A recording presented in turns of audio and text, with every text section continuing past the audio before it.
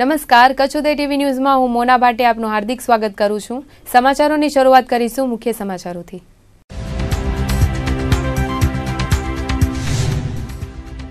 ભુજમાં ફરીથી એકવાર નોંધાયો ભૂકંપનો આંચકો। ભુજિયાની તળેટીએ સ્મૃતિવનની સાઇટ પર નોંધાયું કેન્દ્રબિંદુ। 3.1ની તીવ્રતાનો નોંધાયો ભૂકંપનો આંચકો। માધાપરની બેંકોમાંથી લોકોને નથી મળતા નાણાં। એક્સિસ બેંકમાં આવેલા 20 લાખ બારોબાર અપાયાનો આક્ષેપ। દેના બેંકના ખાતેદારોને પણ થઈ હાલાકી। બહુમાળી ભવનમાં ફેમિલી કોર્ટનો થયો પ્રારંભ। ઘરેલું કેસોના નિકાલ માટે રાજ્ય સરકારની પહેલ। ફેમિલી કોર્ટમાં મહિલાઓને લગતા કેસોને અપાશે પ્રાધાન્ય। જિલ્લાનું વહીવટી તંત્ર ચૂંટણીલક્ષી કામગીરીમાં પરોવાયું। ભુજ અને મુન્દ્રામાં કર્મચારીઓને અપાઈ માહિતી। ફોર્મ સ્વીકારવા માટેના સ્થળોની કરાઈ વહેંચણી। ભુજ નગરપાલિકામાં સેવા સેતુ કાર્યક્રમનો પ્રારંભ। સંસદીય સચિવે કર્મયોગીઓને સુપેરે કામગીરી કરવા કરી તાકીદ। 32 જેટલી વિવિધ સેવાઓનો લોકોને મળશે લાભ। કચ્છમાં 2001માં આવેલા વિનાશક ભૂકંપ બાદ અવારનવાર ભૂકંપના આંચકાઓ અવિરતપણે ચાલુ છે। ખાસ કરીને વાગડ ફોલ્ટ લાઇન અવારનવાર સક્રિય થવાને કારણે ભચાઉ, રાપર, દુધઈ સહિતના વિસ્તારોમાં આંચકાઓ અનુભવાઈ રહ્યા છે। ત્યારે આજે ભુજમાં ભૂકંપનો આંચકો નોંધાયો હતો। કચ્છમાં આવેલી ફોલ્ટ લાઇન સક્રિય થવાથી ભૂકંપના આંચકા અનુભવાઈ રહ્યા છે। તેવામાં આજે ભુજથી 3 કિલોમીટરના અંતરે 3.1ની તીવ્રતાનો આંચકો અનુભવાયો હતો। ગુજરાત સિસ્મોલોજી ડિપાર્ટમેન્ટની ઓફિસમાં નોંધાયેલી આંકડાકીય માહિતી મુજબ ભૂકંપનો આ આંચકો સ્મૃતિવનના પ્રોજેક્ટ સ્થળે નોંધાયો હતો। રાજ્ય સરકાર દ્વારા 155 કરોડના ખર્ચે 2001માં આવેલા ભૂકંપમાં દિવંગત થયેલાની યાદમાં સ્મૃતિવન બનાવવામાં આવે છે। ત્યારે આ સ્મૃતિવનની સાઇટના ભૂગર્ભમાં જ ભૂકંપના આંચકાનું કેન્દ્રબિંદુ નોંધાયું હતું। ભુજિયાની તળેટીએ થતી આ કામગીરીમાં પ્રથમવાર ભૂકંપનો આંચકો નોંધાયો હતો। જોકે નોંધનીય છે કે ડુંગરાળ વિસ્તારની ભૂગર્ભમાં આંચકો નોંધાતા શહેરમાં ખાસ અનુભવ થયો ન હતો, પરંતુ ભૂગર્ભીય હિલચાલ ગુજરાત સિસ્મોલોજી વિભાગની કચેરીમાં નોંધાઈ હતી। માંડવીના સાગરવાડી વિસ્તાર નજીક વરઘોડામાં 2 રાઉન્ડ ફાયરિંગ થયું હોવાના સમાચાર ફેલાતા કચ્છભરમાં ચકચાર મચી ગઈ હતી। તો બનાવની જાણ થતાં પોલીસ કાફલો તપાસ અર્થે ઘટના સ્થળે પહોંચી ગયો હતો। પ્રાપ્ત વિગતો અનુસાર માંડવીના સાગરવાડી વિસ્તાર નજીક સવારે રાજકોટથી આવેલા જાનૈયાઓ દ્વારા વરઘોડો કાઢવામાં આવ્યો હતો। ત્યારે ખુશીમાં ઝૂમી ઉઠેલા જાનૈયાઓ દ્વારા હવામાં 2 રાઉન્ડ ફાયરિંગ કરાયું હતું। લગ્નના વરઘોડામાં આ રીતે હવામાં ફાયરિંગ થતાં જોતજોતામાં આ સમાચાર સોશિયલ મીડિયા મારફતે વાયરલ થતાં બંદરીય માંડવી શહેર સાથે કચ્છભરમાં ચકચાર મચી ગઈ હતી। તો આ ઘટનાની જાણને પગલે પોલીસનો કાફલો પણ ઘટના સ્થળે દોડી ગયો હતો। જોકે પોલીસની તપાસમાં કોઈ તથ્ય બહાર આવ્યું ન હતું। પોલીસે બનાવની સાતત્યતા ચકાસવા તપાસ શરૂ કરી હતી। પૂર્વ કચ્છમાં મહિલાના ગળામાંથી ચેનની ચીલ ઝડપ કરતી એક ટોળકીને પૂર્વ કચ્છ એલસીબીએ ઝડપી પાડી છે। પોલીસને મળેલી બાતમીના આધારે આદિપુરની સોનલ હોટલ પાછળ આવેલા રોડ પર 2 શખ્સો બેઠા હતા। તે શખ્સો દ્વારા ચીલ ઝડપ કરાતી હોવાની બાતમી એલસીબીને મળી હતી। તે બાતમીના આધારે એલસીબીએ દરોડો પાડ્યો હતો। પોલીસને જોઈ બંને શખ્સોએ નાસવાનો પ્રયાસ કર્યો હતો, પરંતુ પોલીસે કોર્ડન કરીને 2 શખ્સોને ઝડપી પાડ્યા હતા। બાતમીના આધારે બંને શખ્સોની પૂછપરછ કરતા અસલમ અકબર છરૈયા અને સાલેમ અહમદ દાઉદ બાપડા હોવાની કબૂલાત આપી હતી। આ બંને શખ્સોએ આદિપુરમાંથી એક મહિલાના ગળામાંથી ચેનની ચીલ ઝડપ કરી હોવાની કબૂલાત આપી હતી। સોનાની ચેન આ બંને આરોપીઓએ ખાવડા નાસ્તાવાળાની દુકાને લક્ષ્મીકાંત ઠક્કરને આપી હોવાનું જણાવ્યું હતું। પોલીસે લક્ષ્મીકાંત ઠક્કરની પૂછપરછ કરતા તેણે જણાવ્યું હતું કે આ બંને શખ્સો પાસેથી ચેનની ખરીદી કરી હતી અને સોનાને ગાળીને સોનાના ઢાળિયા બનાવ્યા હોવાની કબૂલાત કરી હતી। પોલીસે સોનાની ચેન ખરીદનાર લક્ષ્મીકાંત ઠક્કર પાસેથી 45,000 રૂપિયાની સોનાના ઢાળિયા કબજે કર્યા છે અને ત્રણેય ઇસમો વિરુદ્ધ આદિપુર પોલીસ મથકમાં ફરિયાદ નોંધીને આગળની તપાસ હાથ ધરી છે। અંજારના મતિયાનગરમાં રહેતી પરિણીતાને પતિ તેમજ સાસરિયા દ્વારા દહેજ લાવવા અવારનવાર માનસિક તેમજ શારીરિક ત્રાસ આપવામાં આવતો હતો, જેમાં ગઈકાલે આરોપીઓએ એક સંપ કરી પરિણીતા પર કેરોસીન છાંટી આગ ચાંપી દેતા ગંભીર રીતે દાઝી ગયેલ પરિણીતાને ભુજની હોસ્પિટલમાં સારવાર માટે ખસેડાઈ હતી, જ્યાં સારવાર દરમિયાન તેનો જીવનદીપ બુઝાઈ ગયો હતો। મરણ જનાર પરિણીતાના માતાએ સાસરિયા સામે ફરિયાદ નોંધાવતા અંજાર પોલીસ દફતરે હત્યાની કલમો તળે ગુનો નોંધાવ્યો હતો। અંજાર પોલીસ દફતરેથી પ્રાપ્ત વિગતો મુજબ ફરિયાદી લક્ષ્મીબેન દેસરભાઈ મહેશ્વરીએ જણાવ્યું હતું કે તેની દીકરીને દહેજ બાબતે છેલ્લા 2 વર્ષથી શારીરિક તેમજ માનસિક ત્રાસ અપાતો હતો। પરિણીતાના પતિ ધનજી સુમાર આયડી, સસરા સુમારભાઈ આયડી તથા સાસુ કેસરબાઈ સુમાર અને કાંતાબેન અજીતભાઈ આયડીએ મળીને તેમની દીકરી પર કેરોસીન છાંટીને સળગાવી નાખી હતી। ત્યારે પોલીસે આ ફરિયાદ સબબ તપાસ હાથ ધરી છે। ભુજ તાલુકાના માધાપરની એક્સિસ બેંકમાં આવેલી ₹20 લાખની રકમનું બારોબાર સેટિંગ થયું હોવાના આક્ષેપો ઉઠ્યા છે। માધાપરમાં વહેલી સવારે 7 વાગ્યાથી લાઇનમાં ઊભેલા લોકોને પૈસા આપ્યા વિના જ મેનેજરે જણાવી દીધું હતું કે પૈસા ખલાસ થઈ ગયા છે, આવશે ત્યારે મળશે। પ્રાપ્ત વિગતો અનુસાર માધાપરની એક્સિસ બેંકમાં આવેલી ₹20 લાખની રકમ બેંક શરૂ થતાની સાથે જ ખતમ થઈ જતા લોકોએ રોષ વ્યક્ત કર્યો હતો। વહેલી સવારથી જ માધાપરની એક્સિસ બેંકમાં ખાતેદારો નાણાં ઉપાડવા માટે ઉમટ્યા હતા, પરંતુ લોકોને રૂપિયા ન મળતા માધાપર ગામે એવી ચર્ચાઓ જાગી હતી કે બેંકના અધિકારીઓ દ્વારા બારોબાર નાણાં બદલાવી દેવાય છે। સવારે 7 વાગ્યાથી લાઇનમાં ઊભેલા લોકોને પૈસા ન મળતા તેમણે રોષ સાથે બળાપો વ્યક્ત કરતા કહ્યું હતું કે માત્ર 2-5 લાખ રૂપિયા લાઇનમાં ઊભેલા લોકોને અપાયા છે, બાકીની રકમ લાગવગિયાઓને આપવામાં આવશે તેવા આક્ષેપો લોકોએ કર્યા હતા। આ સંદર્ભે જ્યારે બેંક મેનેજર કેયુ ઠક્કરનો સંપર્ક કરવામાં આવ્યો હતો ત્યારે તેમણે કહ્યું હતું કે નાણાં ખલાસ થઈ જતા આપી શકાયા નથી, પરંતુ જે લોકો લાઇનમાં હતા તેઓને નામ અને નંબર નોંધી લેવાયા છે। પૈસા આવ્યા બાદ તેમને પ્રાથમિકતા આપીને ફાળવવામાં આવશે। જોકે લોકોનું માનીએ તો માધાપરની એક્સિસ બેંકમાં લાલિયાવાડી ચાલી રહી છે, ત્યારે ઉચ્ચ સ્તરેથી તપાસ કરવામાં આવે તેવી માંગ ઉઠી છે।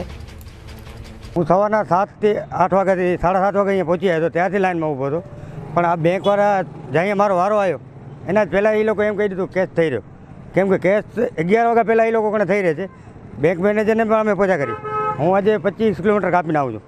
એવા મારા એવા ઘણા એવા ભાઈઓ છે 20-25 કિલોમીટર કાપીને આવે છે ગામડાવાળા, ને અહીંયા જે પહોંચે છે તે એમ કહે છે કે પૈસા નથી, 3-4 ધક્કા ખાય, પણ તો એ લોકો પૈસા ક્યાંથી લેવા જશે? ખાતું જ બેંકમાં જાય તો બીજે ક્યાંથી લેવા જશે? હવે એના પછી અમે મૌખિક વાત કરી, અમે પછી બધો થોડો કલાબોલ થયો પબ્લિકનું, એટલે એણે કીધું કે ભાઈ મારી પાસે 20 લાખ રૂપિયા આવેલા હતા અને 20 લાખ રૂપિયા આવેલા હતા મેં 20 લાખ રૂપિયા આપી દીધેલા છે, પણ હકીકતમાં સવારથી 7 વાગ્યાથી જે માણસો ઊભ્યા છે બધા એ લોકોના કહેવા પ્રમાણે એવું છે કે લાઇનમાં માણસો જ જેના આપણે ગણતરી કરીએ તો 20 લાખ રૂપિયા જો આપ્યા હોય તો 100 માણસોની આજુબાજુ માણસોને પૈસા મળવા જોઈએ, પણ લાઇનમાં ઊભેલા માણસોને અમે બધા હું પણ સાથે લાઇનમાં હતો, પણ 100 માણસો અંદર પૈસા લેવા માટે જ ગયા નથી તો તમે પૈસા આપ્યા કે નહીં, એ એક મોટો પ્રશ્ન છે।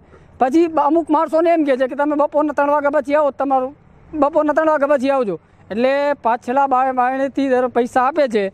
તો આ તરફ દેના બેંકમાં પણ આ જ પરિસ્થિતિ જોવા મળી હતી। માધાપરની દેના બેંક દ્વારા પણ ગ્રાહકોને પૂરતા નાણાં ન અપાતા લોકોમાં નારાજગી જોવા મળી હતી। સાથે બેંક કર્મચારીઓ દ્વારા યોગ્ય વર્તન ન કરાતું હોવાની વાતો ખાતેદારોએ કરી હતી। નોટબંધી બાદ બેંકો પાસે પૂરતી કેશ ન હોવાના કારણે ખાતેદારોને થોડા રૂપિયા આપવામાં આવી રહ્યા છે। તો ખાતેદારો જણાવી રહ્યા છે કે સરકાર દ્વારા દર સપ્તાહે 24,000 રૂપિયા આપવાનો નિર્ણય કરવામાં આવ્યો છે, તે મુજબ રૂપિયા મળવા જોઈએ, પરંતુ હાલ તો માધાપરની બેંકો દ્વારા 4,000 રૂપિયા જ આપવામાં આવી રહ્યા છે, જેથી ઘરનું ગુજરાન ચલાવવું મુશ્કેલ બન્યું છે। અચ્છા, હવે દેના બેંકમાં અત્યારે સરકારના જે ધારાધોરણ નક્કી કરેલા છે એ મુજબ 24,000 રૂપિયાની લિમિટ છે। અમે 10,000ની માંગણી કરીએ છીએ તો બી 4,000 રૂપિયા જ આપવામાં આવે છે। હવે આજે અમને ટાઈમ છે તો અમે પૈસા કાઢવા માટે આવ્યા છીએ, તો હવે ઘરે આપીએ તો અમારા ઘરનું ગુજરાન ચાલી શકે।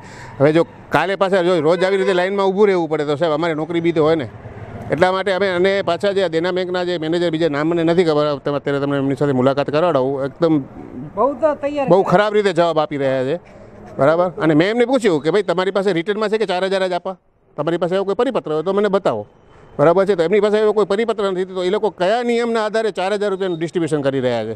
કમસે કમ 10,000 રૂપિયા આપે તો માણસની જીવન જરૂરિયાતની ચીજો જે હોય અત્યારે એમાં થોડું ઘણું એ લોકો એડજસ્ટ કરી શકે। બાકી જો 4,000માં આપે તો 4,000 તો સાહેબ દૂધનું બિલ ને શાકભાજીનું બિલમાં તો પૂરું થઈ જાય સાહેબ।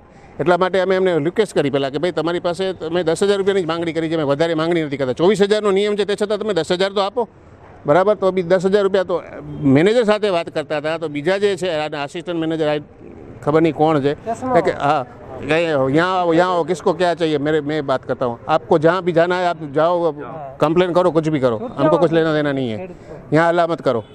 તો આવી રીતે વાત છે, અને કોઈ કસ્ટમરને બેંકના કસ્ટમરોને કોઈને શાંતિથી જવાબ નથી આપતા।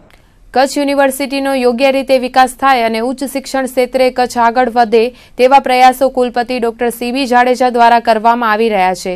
તેવામાં દિલ્હી ખાતે વડાપ્રધાન નરેન્દ્ર મોદી સમક્ષ કચ્છના સાંસદ વિનોદ ચાવડા અને કુલપતિ સીબી જાડેજાએ યુનિવર્સિટીના વિકાસ માટે રજૂઆત કરી હતી।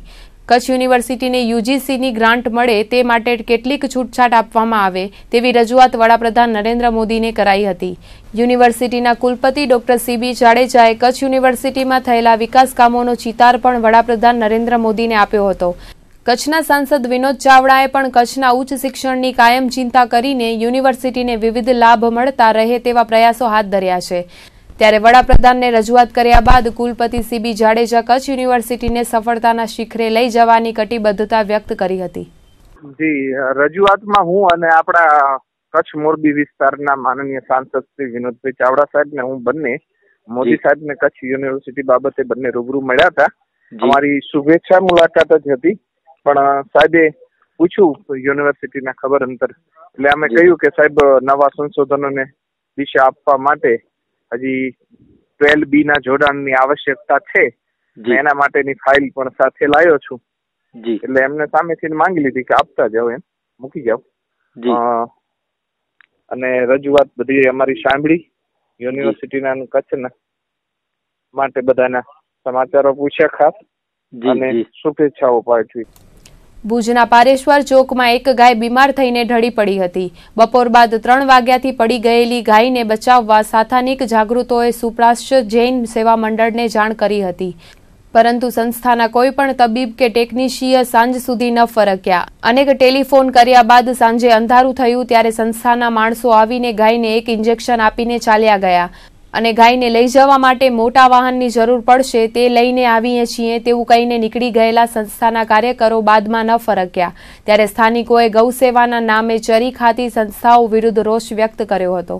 તો અત્યારે આવ્યા ત્યારે એક ગાય ઇજાગ્રસ્ત પડી છે એવું અમને નજરમાં આવ્યું, એટલે અમે સુપાસ્વ ટ્રસ્ટમાં ફોન કર્યો છે ને એ લોકો હમણાં અડધી કલાકનો ટાઈમ આપ્યો છે. અડધી કલાકમાં ગાયને લઈ જશે. અહીંયા ગાય જોવા પરથી એવું લાગે છે કે 2 ગાય અને ઝઘડા થયા હોય ને એના કારણે ઈજા પહોંચી હોય. એમની સારવાર થઈ જાય એમની અપેક્ષા રાખીએ સારી. ગાંધીધામના મીઠી રોહરથી રણુજા માટે નીકળેલા 2 યુવાનોની કાર નર્મદા કેનાલમાં ખાબકતા એક યુવાનને નર્મદાની કેનાલમાં ગરકાવ થયો છે, જ્યારે અન્ય એક યુવાનનો આબાદ બચાવ થયો છે. પ્રાપ્ત વિગતો અનુસાર બનાસકાંઠાના દિયોદર તાલુકાના કોતરવાડા નજીક આ અકસ્માત સર્જાયો હતો. ગાંધીધામથી ફોર્ચ્યુનર કારમાં રણુજા માટે નીકળેલા કાનાભાઈ વિરમભાઈ બોરીશા અને સાગરભાઈ નરભેરામ સાધુની કાર નર્મદા કેનાલમાં રેલિંગ તોડીને પાણીમાં ખાબકી હતી. આ અકસ્માતમાં ગાડીના સાઈડનો દરવાજો ખુલી જતા કાનાભાઈ પાણીમાં તરીને બહાર આવી ગયા હતા. જો કે કાર ચાલક સાગરભાઈ કેનાલમાં ગરકાવ થયા છે. તેમની હાલ શોધખોળ ચાલી રહી છે. કચ્છ સરહદી જિલ્લો હોવાથી FM રેડિયોના પ્રસારણમાં છેલ્લા કેટલાક વર્ષોથી દિલ્હીથી લીલી ઝંડી મળતી ન હતી, પરંતુ આખરે આ દિશામાં અનેક રજૂઆતો તેમજ પ્રયાસોના પરિણામ સ્વરૂપે સંગીત રસિયાઓનું FM સાંભળવાનું સપનું સાકાર થઈ રહ્યું છે. 1 જાન્યુઆરીથી કચ્છમાં FM સેવાનું ઉદ્ઘાટન કરવાનો નિર્ણય લેવાતા લોકોમાં ખુશી ફેલાઈ છે. પ્રાપ્ત વિગતો અનુસાર કચ્છમાં આ સેવાનો પ્રારંભ થાય તેવી વર્ષોની પડતર માંગણી પર અંતે દિલ્હીથી મહોર લાગી ગઈ છે, જેથી 1 જાન્યુઆરીથી આ સેવાનો વિધિવત પ્રારંભ કરવાના ભાગરૂપે ઉદ્ઘાટન કરાશે. દૂરદર્શન કેન્દ્ર તથા આકાશવાણીના સંયુક્ત ક્રમે FM રેડિયો સંચાલિત કરાશે, જે અંતર્ગત 1 જાન્યુઆરીના લોકાર્પણ બાદ 10 જાન્યુઆરીથી 30 જાન્યુઆરી સુધી ટેસ્ટિંગ માટે માત્ર સવાર સાંજ 2 કલાક શરૂઆતમાં પ્રસારણ કરાશે. ત્યારબાદ ઊભી થતી મુશ્કેલીઓને હળવી કરવા સેવાનો પૂર્ણકાલીન બનાવશે. આ અંગે સાંસદ વિનોદ ચાવડાને પૂછતા તેમણે વાતને સમર્થન આપ્યું હતું અને તેમણે જણાવ્યું હતું કે દિલ્હીથી કચ્છમાં FM સુવિધાની પરવાનગી મળી ગઈ છે, ત્યારે 1 જાન્યુઆરીથી આ સુવિધાનો વિધિવત પ્રારંભ કરી દેવાશે તેની તૈયારી શરૂ થઈ ગઈ છે. વડાપ્રધાન નરેન્દ્ર મોદીની કાળા નાણાં સામેની દેશવ્યાપી ઝુંબેશ દરમિયાન ગુજરાતમાં IDS સ્કીમ હેઠળ 13,850 કરોડ રૂપિયા જાહેર થયાનો વિવાદ ચર્ચાનું કેન્દ્ર બન્યો છે. આટલી માતબર સંપત્તિ જાહેર કરનાર કાળાધનના કુબેર મહેશ શાહ ચર્ચામાં આવ્યા છે. IDS સ્કીમ હેઠળ કાળું નાણું જાહેર કરીને રૂપિયા ન ભરનારા મહેશ શાહ સામેની તપાસ અત્યારે અમદાવાદના આવકવેરા વિભાગના ડેપ્યુટી કમિશનર ભૂમિકા પટેલને સોંપાઈ છે. ત્યારે તપાસનીશ અધિકારી મૂળ કચ્છના નખત્રાણા તાલુકાના જીયાપર ગામના છે. તેમના લગ્ન માંડવી તાલુકાના મોમાયમોરા ગામના સુરેશ જબુવાણી સાથે થયા છે. તેમના પતિ ડોક્ટર છે અને હાલ બંને અમદાવાદ રહે છે. ભૂમિકા પટેલ 6 વર્ષથી ઇન્કમટેક્સ વિભાગમાં ફરજ બજાવે છે. ત્યારે મૂળ કચ્છી એવા ભૂમિકા પટેલને દેશનો આ હાઈ પ્રોફાઇલ કેસ સોંપાયો છે. ગુજરાત હાઈકોર્ટના આદેશ મુજબ કચ્છ સહિત રાજ્યમાં 16 જિલ્લાઓમાં ફેમિલી કોર્ટનું પ્રારંભ થયું છે. અદાલતોમાં વધી રહેલા પારિવારિક કેસોને ઘટાડવા માટે ફેમિલી કોર્ટની રચના કરવામાં આવી છે. ભુજની બહુમાળી ભવન ખાતે 3જા માળે ફેમિલી કોર્ટ શરૂ કરાઈ છે. ઘરેલું હિંસા, ભરણપોષણ, દહેજ અને પતિ પત્નીના ઝઘડાના કેસો હવેથી ફેમિલી કોર્ટમાં ચાલશે. અત્યાર સુધી નીચલી અદાલતોમાં આ કેસો ચાલી રહ્યા હતા, પરંતુ કેસોનો ભરાવો થતાં હાઈકોર્ટ દ્વારા ફેમિલી કોર્ટ શરૂ કરવાનો આદેશ કર્યો હતો.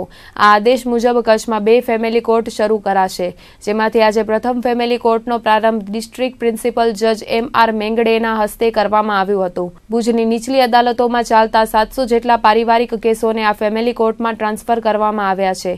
ફેમિલી કોર્ટની રચના બાદ લોકોને ઝડપી ન્યાય મળી રહેશે. ફેમિલી કોર્ટના પ્રિન્સિપલ જજ તરીકે N.V. તડવીની નિમણૂક કરવામાં આવી છે. આગામી સમયમાં તાલુકા મથકની કોર્ટોમાં ચાલતા પારિવારિક કેસોનું આ ફેમિલી કોર્ટમાં ટ્રાન્સફર કરવામાં આવશે. આજરોજ ભુજ ખાતે પ્રિન્સિપલ ફેમિલી જજનું ઉદ્ઘાટન કરવામાં આવેલ છે અને આખા ગુજરાતમાં આજરોજ 8 જિલ્લામાં પ્રિન્સિપલ ફેમિલી જજનું કોર્ટનું ઉદ્ઘાટન નામદાર ગુજરાત હાઈકોર્ટના માર્ગદર્શન હેઠળ કરવામાં આવેલ છે. ફેમિલી કોર્ટના જે ડિસ્પ્યુટ છે, પતિ પત્નીના ઝઘડા, પછી દહેજના ઝઘડા, ડાયવોર્સ પિટિશન તમારે અને કુટુંબનું જે કૌટુંબિક ઘરેલું હિંસા છે એ પ્રકારના કેસો અહીંયા ચલાવવામાં આવે છે. એ કેસોનો ભરાવો આખા ગુજરાતમાં એટલો બધો થઈ ગયો હતો કે આપણે નવી ફેમિલી કોર્ટની જરૂરિયાત ઊભી થઈ અને એ ફેમિલી કોર્ટના સંદર્ભમાં અત્યારે ભુજ ખાતે પ્રિન્સિપલ ફેમિલી જજની કોર્ટ ફર્સ્ટ અહીંયા આગળ ઉદ્ઘાટન કરવામાં આવે છે. આમાં લગભગ વર્ષોથી પતિ પત્નીના ઝઘડાના કેસોનો નિકાલ થતો નહોતો. એટલે નામદાર ગુજરાત રાજ્યના સરકારથી ગુજરાત રાજ્ય માર્ગદર્શન હેઠળ અને તેમની ગ્રાન્ટમાંથી નામદાર ગુજરાત હાઈકોર્ટના માર્ગદર્શન હેઠળ ભુજ ખાતે પ્રથમ ફેમિલી કોર્ટનું આજ રોજ ઉદ્ઘાટન કરવામાં આવે છે. આગામી 27મીએ સમગ્ર રાજ્ય અને કચ્છમાં પણ ગ્રામ પંચાયતની ચૂંટણી યોજાવાની છે. ત્યારે જિલ્લાનું વહીવટી તંત્ર પણ ચૂંટણીલક્ષી કામગીરીમાં વ્યસ્ત બન્યું છે, જેમાં ભુજ તાલુકાની 76 ગ્રામ પંચાયતોની ચૂંટણી માટે આજે જાહેરનામું જારી કરાયું હતું. ભુજના મામલતદાર વિજય આઈયા અને તાલુકા વિકાસ અધિકારી D.V. ધેડાની અધ્યક્ષતામાં જે ગ્રામ પંચાયતોમાં ચૂંટણી છે તે તમામ પંચાયતોના તલાટીઓ સાથે બેઠક યોજાઈ હતી. ઉપરાંત ભુજમાં નિમાયેલા 24 આરઓને પણ માર્ગદર્શન અપાયું હતું. આજે જાહેરનામું બહાર પાડવાની સાથે ગ્રામ પંચાયતની ચૂંટણી લડવા ઈચ્છુક ઉમેદવારોના ફોર્મ ભરવાનું પણ શરૂ થઈ ગયું છે. ફોર્મ ભરવા માટેની છેલ્લી તારીખ 10મી ડિસેમ્બર છે. ઉમેદવારી પત્રો ચકાસવાની તારીખ 12મી ડિસેમ્બર, ઉમેદવારી પત્રો પાછા ખેંચવાની તારીખ 14મી ડિસેમ્બર અને મતદાન માટેની તારીખ 27મી ડિસેમ્બર નક્કી કરાઈ છે. 29મીએ મતગણતરી અને 3જી જાન્યુઆરી 2017ના ચૂંટણી પ્રક્રિયા પૂર્ણ જાહેર થશે. ભુજમાં ફોર્મ ભરવા માટેના 4 સ્થળો નક્કી કરાયા છે, જેમાં તાલુકા પંચાયત કચેરી, મામલતદાર કચેરી, ખેડૂત તાલીમ કેન્દ્ર અને જિલ્લા પુરવઠા અધિકારીની કચેરીમાં આરઓ દ્વારા ફોર્મ સ્વીકારવામાં આવશે. દરેક ગ્રામ પંચાયતના તલાટી મારફતે જાહેરનામું પાઠવીને કઈ ગ્રામ પંચાયતને કયા ફોર્મ ભરવું તેની માહિતી આપી દેવાઈ છે. આ ઉપરાંત ગ્રામ પંચાયતની ચૂંટણી બેલેટ પેપરથી થવાની છે, ત્યારે તેની છપામણી અને અન્ય કામગીરી અંગેની માહિતી અધિકારીઓને અપાઈ હતી. આપણે ભુજ તાલુકામાં ટોટલ 76 ગ્રામ પંચાયતોની ચૂંટણીનું આજે તલાટીઓની મિટિંગ રાખી હતી. એની અંદર જાહેરનામા અને ચૂંટણી નોટિસ દરેક આમાં ગ્રામ પંચાયતમાં નાયબ મામલતદાર કક્ષાના અને વિસ્તરણ અધિકારી કક્ષાના ગ્રામ સેવક કક્ષાના બધા આરઓ હોય છે. એટલે ચૂંટણી અધિકારી તરફથી નોટિસ આપવામાં આવેલ છે અને એક ચૂંટણી સત્તાધિકારી તરફથી જે જાહેરનામું બહાર પાડવામાં આવેલ છે એ જાહેરનામું પણ આપવામાં આવેલ છે, જેમાં સરપંચની કઈ બેઠક છે, સભ્યોની પણ રોટેશનમાં પહેલા વોર્ડમાં કયું આવે, બીજા વોર્ડમાં કયું આવે, એ પ્રમાણે આજે એને જાહેરનામું અને ચૂંટણી નોટિસ એ બે આપવામાં આવેલ છે. એ આજે પ્રસિદ્ધ થશે ગામે ગામ અને આજથી એની ચૂંટણી પ્રક્રિયા શરૂ થાય છે. ફોર્મ પાછા ખેંચવાની તારીખ સુધી પછી મતપત્રોનું કામ આ ચૂંટણી છે ને બેલેટ પેપરથી કરવાની છે, એટલે બેલેટ પેપર છપાશે અને બીજી ઓલ ઓવર સુપરવિઝન અને સ્ટાફ નિમણૂક એ બધું અમારા તરફથી આખું સંયુક્ત કરવામાં આવશે. આખા તાલુકાનું મતગણતરીનું કામ છે, પછી તાલીમ છે સ્ટાફને, એ બધું અમે સંયુક્ત રીતે કરશું. બાકી 14 તારીખ સુધીની પ્રક્રિયા જે તે આરોપ કરશે. એમાં 4 સ્થળ આપણે નક્કી કર્યા છે. એક તાલુકા પંચાયત ઓફિસમાં ફોર્મ સ્વીકારાશે, એક મામલતદાર ઓફિસમાં સ્વીકારાશે, પછી ખેતીવાડી ખેડૂત તાલીમ ભવનમાં એક ને અને જિલ્લા પુરવઠા અધિકારી કચેરીમાં 2 આરઓ બેસવાના છે. ત્યાં બધાએ જે સ્થળ ચૂંટણી નોટિસમાં દર્શાવ્યું છે ત્યાં જે તે ઉમેદવારોએ જવાનું થશે અને ફોર્મ ભરવાના રહેશે. ગ્રામ્ય કક્ષાએ જે આરઓ છે જેને આરઓ અને એઆરઓ જે નિયુક્ત કર્યા છે એની કચેરી એમાં જે જાહેરનામું છે એમાં સ્થળ બતાવેલું છે. ત્યાં ઉમેદવારી ફોર્મ જે તે ગામના લોકોને જે ઉમેદવારી કરવા જે હશે એ લોકો ત્યાં જઈને કરશે. પાછી ખેંચવાની ચકાસણીની તારીખ 12 છે, પછી ઉમેદવારી પરત ખેંચવાની તારીખ 14 છે અને મતદાન જો બિનહરીફ નહીં થાય તો મતદાન 27 તારીખના છે અને 29 તારીખના મતગણતરી છે.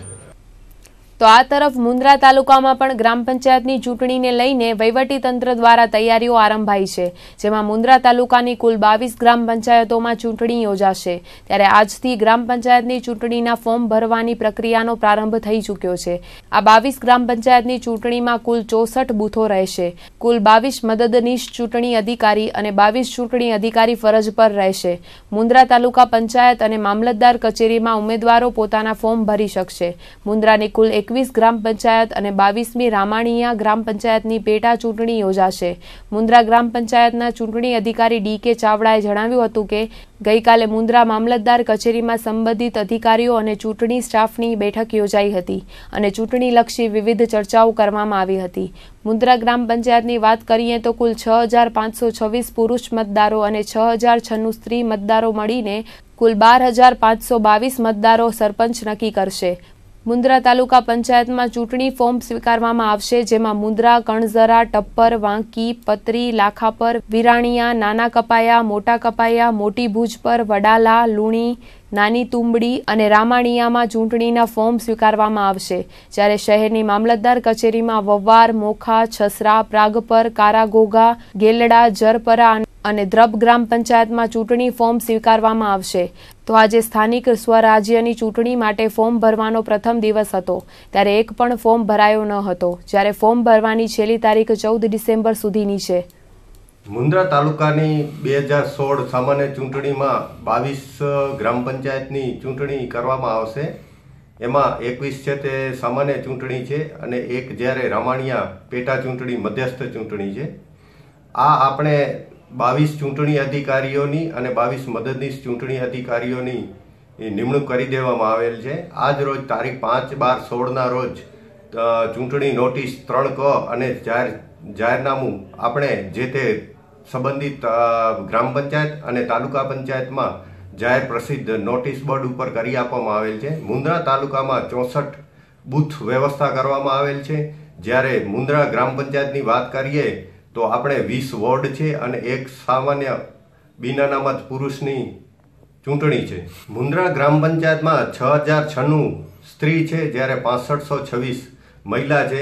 કુલ 12622 મતદારો મુન્દ્રા ગ્રામ પંચાયતમાં મતદાન કરશે. હવે આપણે વ્યવસ્થાની વાત કરીએ તો મુન્દ્રા ગ્રામ પંચાયતનો આપણે જે મતદાન કરવાનું થાય છે તેમાં સુપેરે આપણે મદદનીશ ચૂંટણી અધિકારી તથા આપણા જે તે મતદાન પ્રમુખ અધિકારી સ્ટાફ બધાની નિમણૂક કરી દેવામાં આવશે અને આપણે ત્યાં કોઈ પણ કાયદો વ્યવસ્થા જળવાય એ માટેના પૂરતા પ્રયત્નો કરવામાં આવશે.